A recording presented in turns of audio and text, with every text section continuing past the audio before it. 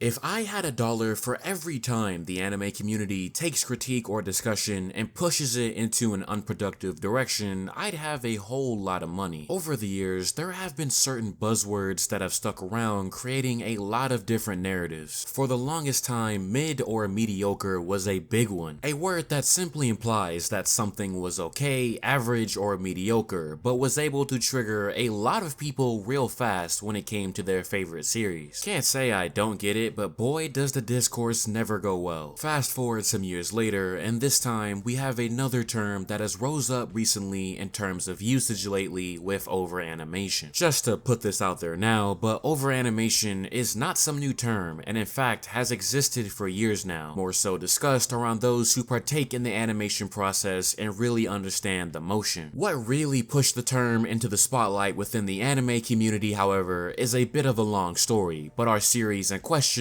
arrives at One Piece. For a long time now, One Piece has been pushing the question of how is this weekly producing results that a lot of seasonal shows cannot so easily replicate. The Wano arc being one of the greatest times to be a One Piece fan, as the amount of episodes that had noteworthy presentations are easily in the double digits. As we are now in the Egghead arc, overanimation is a term that has been inserted into the conversation regarding the approach for these big moments. The discussion around it has gotten so loud that many reactors and other creators can't help but to take notice, and I'll be honest, it's a bit ridiculous. Part of me feels that this has been a long time coming due to some previous ignorant events. This is actually gonna take us back to Wano for a moment, and we're gonna look at this scene right here from animators Shinya Ohira and Akihiro Ota. Now in this scene, Luffy is pretty much revving up his Gear 5 once more, and well, it looks cool as hell. While a ton of people were absolutely floored by the power duo's depiction of the scene, a lot of rage baiters would initially accuse the scene of being AI. Now, I know it looks bad to give rage baiters attention, but bear with me because it all plays a part whether we like it or not. At the time, this was sparking discussion about how the One Piece anime had gotten a little crazy lately, but people did not know how they really wanted to go about explaining nor critiquing it. It always came back to the bubble of just talking about the animation, and outside of not being built for such a discussion, folks were missing that term that can really help articulate their thoughts. And so outside of sticking to the baseless ideas of AI, the controversy passed, but it would not be the last. Fast forward now to Egghead, and with the recent fight of Luffy versus Kizaru, a lot of people have used overanimated to describe how some of these big fights look. Naturally, the discourse grew, and then it grew some more, which in turn also gave room for people to bring up AI again, because who needs integrity when you can just slander for the sake of the game? It's already bad enough mentioning AI, but to make matters worse, people really don't know how to discuss overanimation. This is not me trying to sound elitist or condescending, but rather the fact that people on average don't do their animation homework, which leads to the creation of self-proclaimed animation experts, which leads to others not understanding the critique or phrase, ultimately leading people to interpret it as something harmful or negative, thus leading to discourse, prompting the casual audience to dismiss the idea entirely, saying it's a made-up term, but in actuality it isn't, and there is some value to discuss here. Even before this video, I didn't exactly know what to make of it, and so I did the one thing anime fans never do, and that's my homework. Alongside some reading, the other day I sat down and watched a video from New Frame Plus about the overanimation of Zenless Zero. While One Piece and Zenless Zero go in two massively different directions, there are a lot of principles and ideas that they share through the animation process. Before I go any further, I do want to put a warning that everything I'm about to talk about is subjective and opens up avenues for critique or discussion. You do not have to agree, and if you have been enjoying everything One Piece has been doing, then please continue to do so, and do not worry about what the internet has to say. I do not want a bunch of angry Pomeranians in my comment section, just a fair warning. Now in this video, overanimation, to put it simply, was described as motion without purpose. Some ideas that were brought up were tons of extra superfluous movement, a bunch of animation principles stacked on top of each other, big exaggerated movements, but again, it is all subjective. Overanimation is not something that can be measured in consistent objective amounts. It all depends on the project, which is why the critique some people may have about JJK may not equally apply to One Piece. With that being said, concepts like exaggeration animation, capacity, clarity, distracting motion, and animator styles can be applied to this conversation. If we take all this and apply ourselves, I think the conversation we want to have about these recent One Piece moments begins to take shape. A lot of the critique and criticism has notably been surrounded around Gear 5. One of the most creative power-ups in recent big hit shonen, as the main character is quite literally embodying the idea of freedom. Being able to do what he wants, fight as he chooses, win as he pleases, opens up an ocean of creativity for Oda, but for animators, this is like hitting the jackpot. I've heard that animating Gear 5 is like one of the favorite things to do around the One Piece team these days, as the imagination is boundless for how these scenes are brought to life. However, it's evident that the boundless ideas may just be reaching a point where it's a bit much. Again, I'm not speaking for anybody, but based off what I've seen regarding these fights, some of the extent in which Gear 5 has been brought to life has not been visually appealing to everyone. Let it be known that I actually have enjoyed it all, but one major perspective I'm lacking is that of a manga reader. As an anime only, the one thing I cannot speak on is how the original context looks versus how it's brought to life. Majority of the time, I would assume that a lot of moments are elevated to an unprecedented level of quality, but that may not always be the consensus. Take this moment of Luffy charging at Kizaru. Not only does he interrupt him mid-sentence, but we get a crazy wind-up with some spins, then the hockey application before the kick is delivered. However, a lot of manga fans feel that the approach in the anime takes away from the idea that it's supposed to be a speed blitz, meaning that what happened in 10 seconds might have needed to occur in half the time or less. Now here, I don't think is an issue of overanimation. I don't think people have an issue with how the wind-up comes together, but rather the direction of the scene and how fast it should be. Which also makes me think that rather than labeling everything overanimated, I think it's important for people to understand what they are trying to critique. A lot of people may want to blame the animation, but it may be the direction or storyboards, though anything is looking to be better than the sound effects at least. The actual big fight between Luffy versus Kizaru, however, is an entirely different story. This is where the can of worms is opened up, because now we're talking about readability and what people feel is hard to follow. The main scene of Luffy dodging Kizaru and his clones has had a lot of discussion, mainly about whether people can tell what's going on or not. Once more I say that this is subjective. The one thing people need to accept is that not all action scenes are easy to read. I understand that it's Luffy dodging Kizaru's clones within the giant cloud, but there are people out there that may have had a hard time really getting the full picture of that. Maybe it is a lot going on, maybe it's a giant skill issue, who's to say? The fact remains that not every single ambitious scene is immune from critique just because it looks crazy. There is an audience out there that may not like how certain moments are approached, and that's okay. One Piece on average is not overanimated. It looks and moves as intended majority of the time. It's just when the dial is turned up to 11, opinions can differ. I think a lot of this can come down to what certain styles of animation people enjoy as well, because even style is valid to critique. It's your right to enjoy people like Ota and Vincent and even Yutaka Nakamura, but it's important to come correct when you speak about them, because otherwise you end up sounding really stupid in hindsight. Speaking of which, Vincent himself had a brief chat about some things over at Toei and his own thoughts, and this overanimation debate made its way to him as well. Naturally, his perspective is understandably different. Putting it plainly, as one guy is literally the god of the sun and the other is literally light. I think this shows that in his mind, you have two insane forces of nature fighting each other, so how could you scale that between too much or too little? And yeah, I can see that perspective. I'm not saying it's the only perspective that matters, but it's kinda hard to put a lid or cap on a scenario like this, because then we start talking about what feels perfect and that doesn't exist. Plus, God forbid we enter the timeline where we start talking about underanimation because a certain episode didn't have a crazy cut, and yeah, I might just cry at that point. I think what a lot of this conversation is missing is discussion about the direction and the flow of the final result. All things considered, I can see why somebody may have a critique or two about the episode. I also understand that a lot of Gear 5 is surrounded with the idea of Looney Tunes and such, but I don't think we should let that become a scapegoat either. I've been keeping to Gear 5 mainly as well, but this could apply to any of the major moments for the past 5 years. If you have your own critique about anything, anything from Wano till now, please let me know in the comment section down below, because I'd like to believe that none of you are on the same page. All things considered, One Piece is certainly in a special spot, as you don't see this type of thing talked about every day. Again, I am no animation genius, nor am I qualified to claim anything as fact, hence why I have been treading on reasonable ice. What is imperative, however, is that we do not allow overanimation to be the term that encompasses all the critique out there. Mark my words, if we let it, it will infect all types of anime discussion in the future, and will be a major disservice to genuine constructive conversation. There are many different pieces that make an episode, and it's important that people understand those pieces so they can isolate the cog they have an issue with within the machine. Situations like this can easily be blown out of proportion, but it shouldn't be so negative. Most importantly, I think it's important that we call out the accusations of AI. Rage bait or not, I cannot express enough how unfair and disrespectful it is to label some of the most powerful hand-drawn work to be conducted by a soulless machine. It creates an extremely harmful narrative that 9 times out of 10 people aren't going to think twice about. It doesn't help that apparently Toei is investing into AI to some degree, but as of right now, it is not in One Piece. The animators have been vocal about pushing back against such a thing, and over these next few years, it will definitely be important to stay informed about it because corporate greed will continue to infect the industry. The one thing I do know is that it will never be right to give validation to rage baiters just because animators end up becoming victims to this greed. I'm just saying, before you speak, weigh your integrity. With that, ladies and gentlemen, will bring me to the end of this video. As always, thank you very much for watching. By all means, make sure to leave your thoughts in the comment section down below. I'm gonna go ahead and get started on the next thing, so till we meet again in the next video.